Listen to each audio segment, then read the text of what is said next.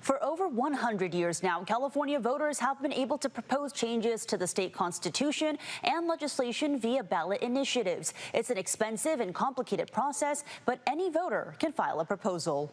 You get frustrated voters, you get frustrated special interests, and they can't get what they want from the legislature, but they figure, well, they'll go to the people.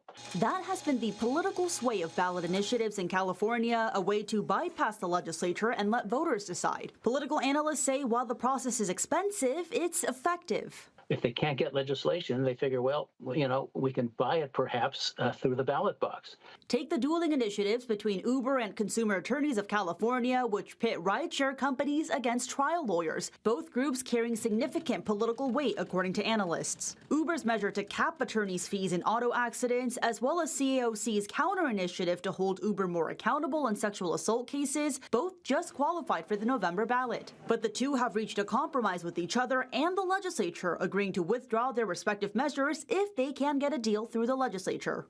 Engage in conversations with those who have qualified for the ballot to say, is there a possibility for compromise? Obviously, the legislature felt that there was too much at stake here. Legislators have been allowed to do that since 2014, and analysts say about a dozen such deals have been reached since. Uber and CAOC saying in a joint statement in part, quote, both sides agree Californians deserve a system that's safe, fair, and accountable. We look forward to working with the California legislature to pass this legislation. Negotiate a legislative compromise that wouldn't otherwise be available to them.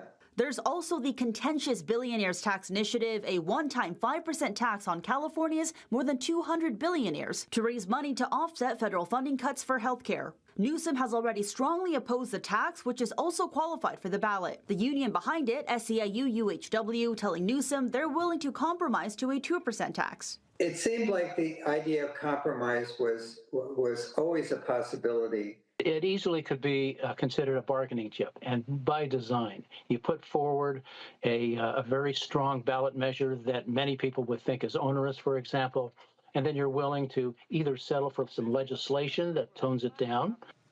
A source familiar with that measure says the group is prepared to withdraw the measure if the governor identifies a way to backfill federal cuts. As for the Uber and CAOC dueling measures, they're putting together a bill to present to the legislature. The deadline to withdraw a ballot measure is Thursday, June 25th. Jenny Hutt, News 8.